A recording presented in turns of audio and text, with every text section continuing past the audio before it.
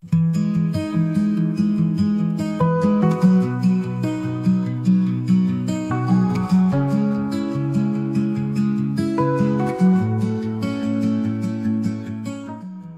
Ibu, saudara-saudari, orang muda Katolik, dan anak-anak sekalian yang dikasihi Tuhan. Kita berjumpa lagi dalam katekese visual. Dalam perjumpaan minggu lalu, kita mendalami apa yang menjadi dasar dari sakramen Krisma dan bagaimana sejarah perkembangannya. Kali ini kita akan mendalami bersama-sama apa yang menjadi materia dan forma dari sakramen Krisma.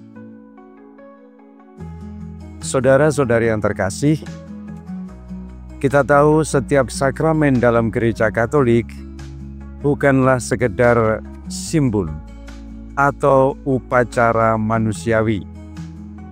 Sakramen adalah tindakan nyata Allah yang menghadirkan rahmat-Nya secara konkret dan efektif melalui tanda-tanda lahiriah yang dapat dilihat, disentuh, dan didengar.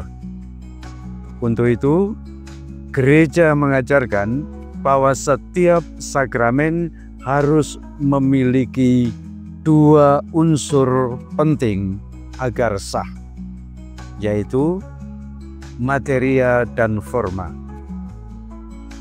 Materia adalah unsur lahiriah atau fisik yang digunakan, sedangkan forma adalah kata-kata atau rumusan doa yang menyertai tindakan itu. Mari kita lihat kedua unsur ini hadir dalam sakramen Krisma. Pertama, materia. Materia dalam atau dari sakramen Krisma adalah minyak Krisma, yaitu minyak zaitun murni yang dicampur dengan balsam.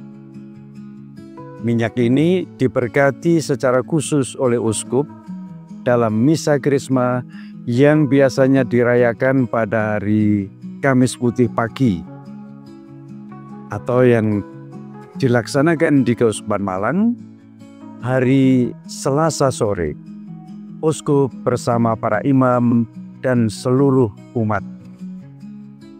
Makna minyak Krisma dalam kitab suci dan tradisi, apa itu? Dalam Perjanjian Lama, minyak digunakan untuk mengurapi raja, imam, dan nabi. Pengurapan ini adalah tanda bahwa orang itu dipilih secara khusus dan diberi kuasa oleh Allah. Contoh, Raja Daud diurapi oleh Nabi Samuel.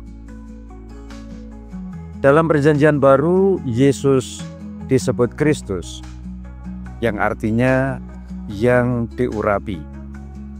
Maka ketika kita menerima Krisma, kita diikut sertakan dalam perutusan Kristus sebagai imam, nabi, dan raja. Minyak Krisma melambangkan pencurahan Roh Kudus yang menguatkan kita untuk hidup dalam iman dan menjadi saksi Kristus.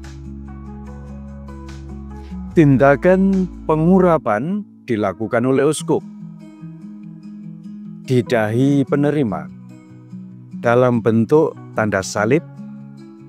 Ini bukan tanpa arti.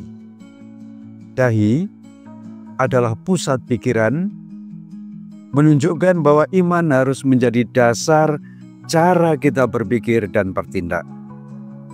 Tanda salib mengingatkan kita pada perutusan dan penderitaan Kristus, serta panggilan untuk mengikuti Dia sampai tuntas. Yang kedua adalah forma. Forma dari sakramen Krisma adalah kata-kata yang menyertai tindakan pengurapan itu. Forma dalam sakramen Krisma adalah terimalah tanda karunia Roh Kudus. Kata-kata ini tampaknya sederhana, tetapi mengandung makna dan kekuatan rohani yang sangat mendalam. Makna dari firman tersebut, kata terimalah, menunjukkan bahwa ini adalah pemberian, bukan hasil usaha manusia. Roh Kudus adalah anugerah Allah, bukan sesuatu yang bisa dibeli atau dimiliki sendiri. Lalu kata tanda. Kata tanda ini menunjuk pada meterai rahmat yang tak terhapuskan. Setelah Krisma, jiwa seseorang ditandai sebagai milik Kristus. Tanda ini kekal dan tidak bisa dibatalkan, sama seperti tanda pada jiwa dari sakramen baptis dan imamat. Kemudian kata karunia Roh Kudus. Ini menunjukkan pada ketujuh karunia Roh Kudus yang dicurahkan kepada penerima Krisma, yaitu roh kebijaksanaan, roh pengertian, roh nasihat, roh keperkasaan, roh pengetahuan, roh kesalehan, dan roh takut akan Allah. Karunia-karunia ini membantu kita bertumbuh dalam kekudusan dan menjadi murid Kristus yang tangguh di tengah dunia. Kata-kata formal dalam sakramen Krisma adalah kata-kata sakramental. Artinya, kata-kata ini membawa efek rohani yang nyata.